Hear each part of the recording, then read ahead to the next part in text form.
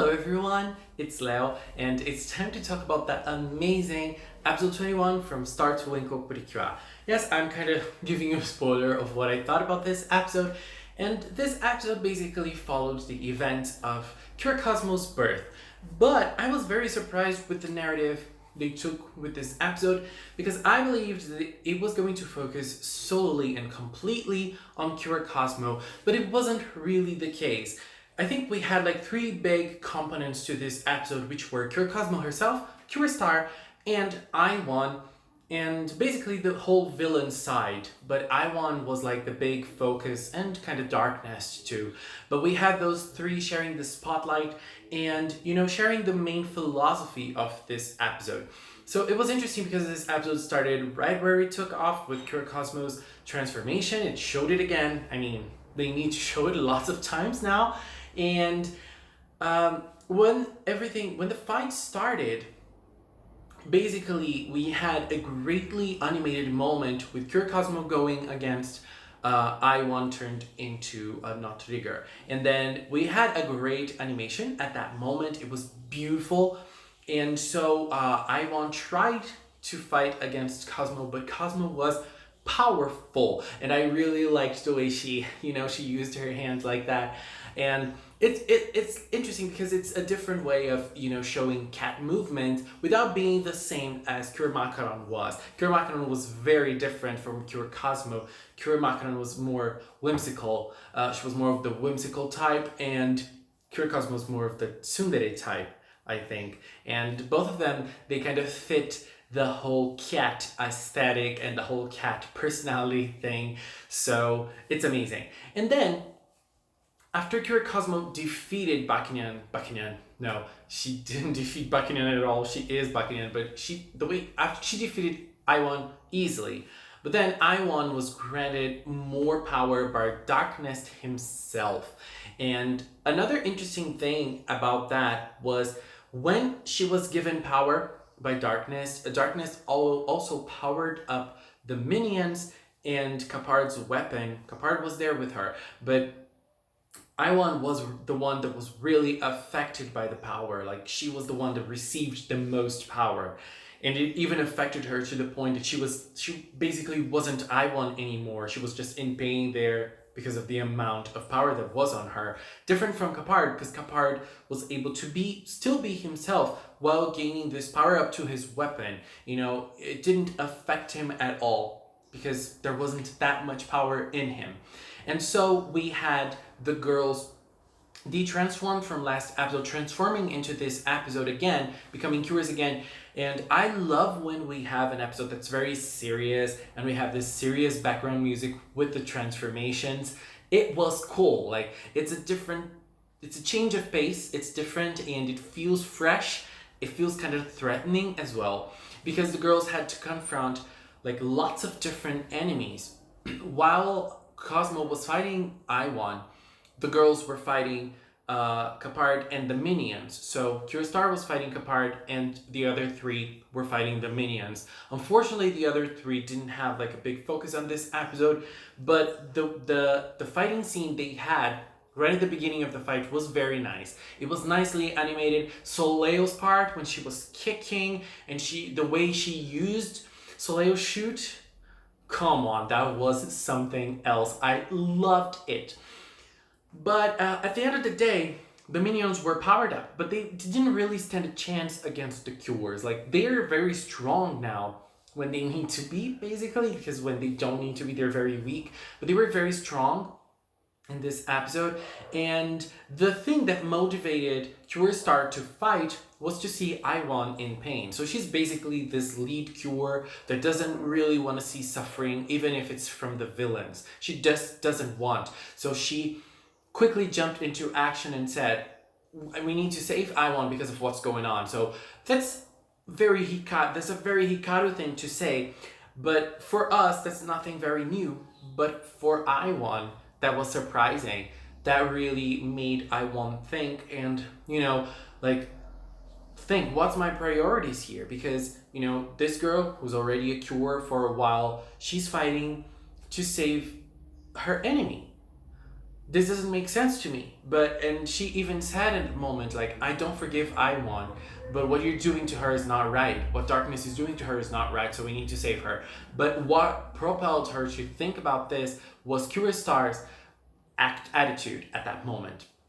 And so when they started fighting, Star fought against Kapard, and it was very interesting because she didn't win right away. She still had to, bring more power into her and more and more focus onto her own power to be able to win against Kapard. And the fight itself was simple, but it was interesting because it stopped showing her eyes. We didn't see her face, her complete face. We didn't see we couldn't really read what she was thinking or what she was, what was her thought process at that moment. We didn't see that at all. We didn't see her expression. And then she simply gained more power, and then she was able to beat him and get the Aries pen finally. And another interesting thing was that Kapard thought about the time they lost that pen way back then, I think episode 10, if I'm not mistaken. He thought about when she lost that pen way back then. So that was very interesting. And, for him to remember what happened and what the girls went through. And he was one that participated in that moment. So it was a nice callback. And so with the Aries pen, she went on to help Cure Cosmo fight against Iwan. And, when they fought together, it was very interesting. It was very nice to see both of them fighting. And again, I think that it was surprising because when we have new cures, usually when they appear, they overpower the rest of them in every single aspect, and they mostly fight by themselves. It wasn't the case this time. We had a nice sharing of spotlight between Cosmo and Star. And even though Cosmo was like the big star of the episode, Star was still there with her. And, she didn't lose her protagonism. And, people might say, oh my God, Star's a protagonist, so they're obviously giving it to her. But I think that's interesting because we're not really losing the team as a whole when we think about the new Cure appearing.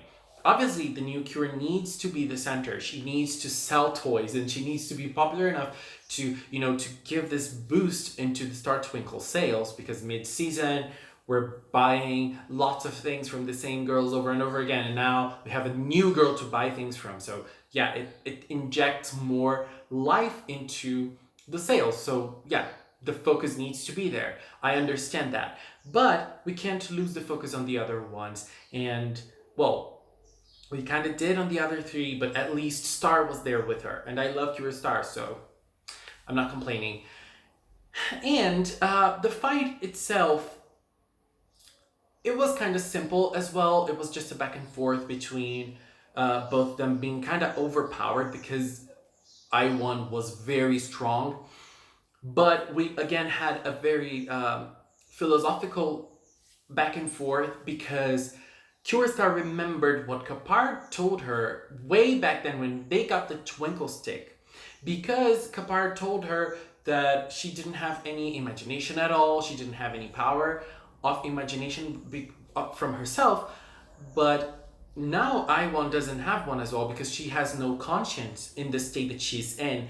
And, for her to remember what Kapard told her, and for her to remember as well what Kapard told her, where they came from. I think Tenjo was the one that said that. I don't remember exactly, but where they came from, that they didn't have any thought, they just lived in the dark, in despair.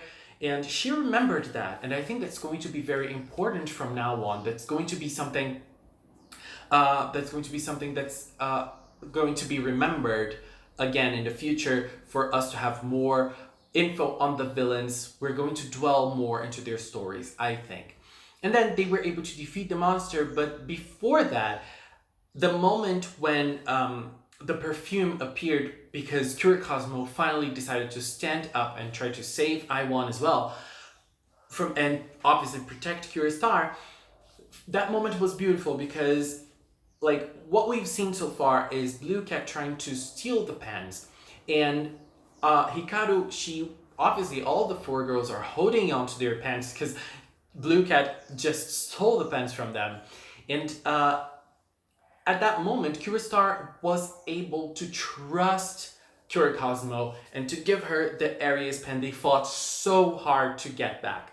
So that was a big moment. And, she threw the pen at Cure Cosmo and Cure Cosmo catched it. And, it was a beautiful scene, both of them kind of far away and, both of them looking at each other and, that moment of trust between both. And it worked. Cure Cosmo used her power. It was a very beautiful one. Even though I still think the perfume doesn't bring that much action. I really think so. But then she was able to defeat Iwan and the Aries princess was able to come back. Before that, we had a scene with Iwan waking up and getting very angry at Blue Cat because she tricked her. She like broke her trust because of Bakenyan, and she quickly got away. But before going away, she got Blue Cat's navigator, UFO, or whatever it's called. And so Blue Cat cannot travel anymore. And Capard was there watching every single thing. And Capard was so nice this episode. He always is, but in this episode, he was so nice. And he was like, we're going to get you, Bakenyan. No, Cure Cosmo. And it was like, whoa, I can't wait. And so the revival this time was a little different. They got there into the Star Palace. The princess was revived. But then we had a little more dialogue because Cure Cosmo, Blue Cat, actually decided to ask what would happen if they were to revive all of the princesses and if her planet would come back. The Aries princess didn't give a straight answer. She just said, if you can bring everyone back, a miracle will happen. But then the Taurus princess appeared and she said that many great things will happen. Peace will be restored to the universe and your planet will be back. That was interesting because I think that we're very close. We only have 3 pens for them to revive. So I don't really know. I don't really know if things are going to happen that fast. I don't believe it will. But anyway, we'll see. And then they got back to Rainbow Planet. We had a little bit more info on Blue Cat's life. She talked about Olivio, who is the mother and the father of the people. And it's very interesting. Tomato Magica on Twitter even said that it's an interesting take because we have a very feminine look for Olivio, a male voice actor, and the whole duality on the gender thing. It's very interesting, being the father and the mother of the people. I love it. Hukto did this very well, and I think Star Twinkle is going on the same side, like not with the same take, but Olivio's whole personality and whole presentation is really interesting. And so the girls wanted to go back to Earth, and Blue Cat didn't want to. Then Cubestar just got her, Hikaru actually just got her hand and said, yes, you're coming with us. And she was like, no, I'm not. Yes, you are. No, I'm not. Yes, you are. And then she obviously had to go with them. First, because they're a team, it's easier working in teams. And she was like, not really. But, inside, she was actually believing that already. And she actually had to go because she can't travel anymore. I once stole her navigator thing. And so she went onto their UFO. They ate donuts together. Puduns gave her one of his special magical donuts and she loved it. And it's interesting because she is not really integrated. Like the girls are always together and she's always on the side.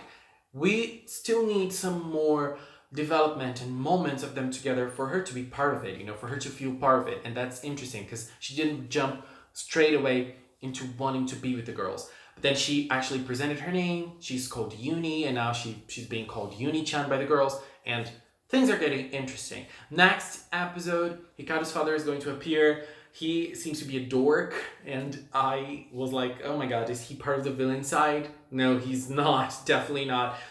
And it seems that Hikaru's grandfather is the one that's going to be turned into the villain that time. Tenjo seems to be turning him into the villain. Really? That's going to be interesting to see. Anyways, episode 21 was gorgeous. I loved it. This video is very long. I'm so sorry. But I really liked it. I hope you guys liked it too. And I am going now. Please leave a comment with your opinions and let's keep talking in the comment box below. Thank you so much for watching and until next time. Bye bye.